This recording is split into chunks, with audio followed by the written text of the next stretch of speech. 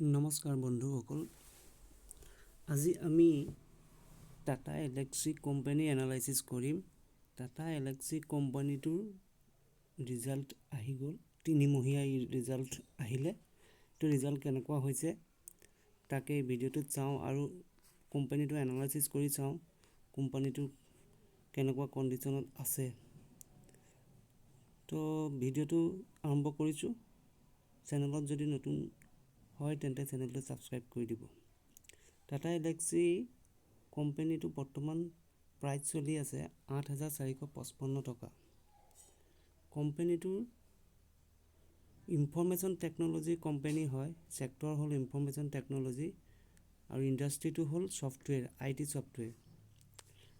আৰু মাৰ্কেট কেপিটেলাইজেশ্যন হ'ল 52,660 কৰোৰ আৰু এণ্টাৰপ্ৰাইজ ভেলু হ'ল 51,694 কৰোৰ।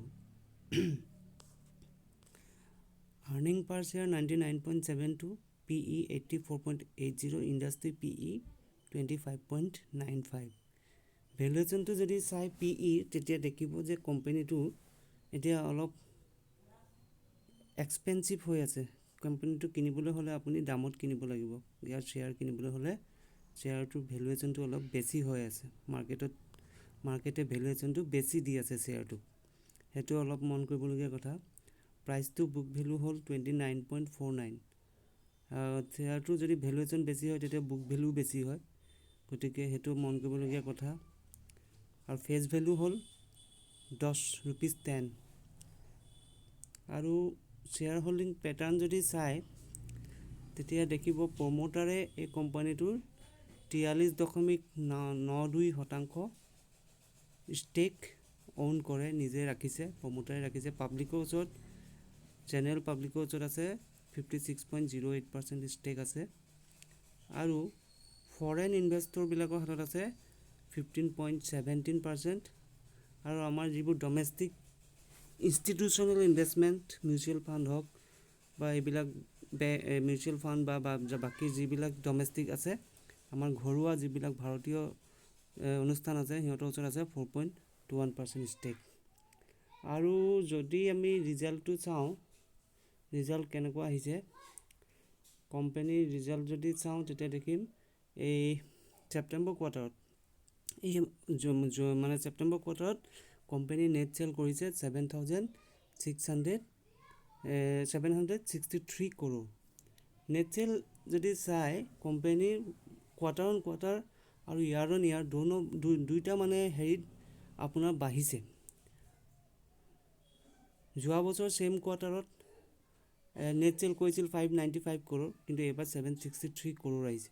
তেতিয়াহ'লে চাওক নেট চেলত বহুত ইনক্ৰিজিং হৈছে, নেট চেল বাঢ়িছে। আৰু কোৱাৰ্টাৰ অন কোৱাৰ্টাৰ আৰু ইয়াৰ অন ইয়াৰ 3 মাহৰ মূৰত যদি কম্পেয়াৰ কৰে তেতিয়াও বাঢ়িছে আৰু বছৰেকীয়া হিচাপতো বাঢ়িছে। ঠিক সেইদৰে আপুনি যদি চাই প্ৰফিট বিফৰ টেক্স হৈছে 219 কৰোৰ আৰু প্ৰফিট আফটাৰ টেক্স হৈছে 174 কৰোৰ। কিন্তু কোম্পানীৰ চেলটো বাঢ়িছে, কিন্তু সেই অনুপাতত সেই প্ৰফিটটোত তাৰ ৰিফ্লেকশ্যনটো দেখা পোৱা নাই, মানে কোম্পানীৰ খৰচাটো বাঢ়িছে। তো কোম্পানীৰ খৰচা ক'ত বাঢ়িছে তাক যদি চাই তেতিয়া দেখিব ডিপ্ৰিকিয়েশ্যনত কোম্পানীৰ খৰচাটো বাঢ়িছে আৰু আপোনাৰ এক্সপেণ্ডিচাৰত খৰচাটো বাঢ়িছে। এক্সপেণ্ডিচাৰ হৈছে মানে খৰচা হৈছে কোম্পানীটোৰ ব্যৱসায়টো চলাওঁতে 536 কৰোৰ। এতিয়া কোৱাৰ্টাৰ অন কোৱাৰ্টাৰ আৰু ইয়াৰ অন ইয়াৰ দুইটা হিচাপত আপুনি দেখিব যে এক্সপেণ্ডিচাৰটো বাঢ়িছে। সেইকাৰণে কোম্পানীৰ প্ৰফিটটো চেল বঢ়াৰ লগে লগে প্ৰফিটটো কিন্তু বঢ়া নাই, সেইটো এটা মন কৰিবলগীয়া কথা।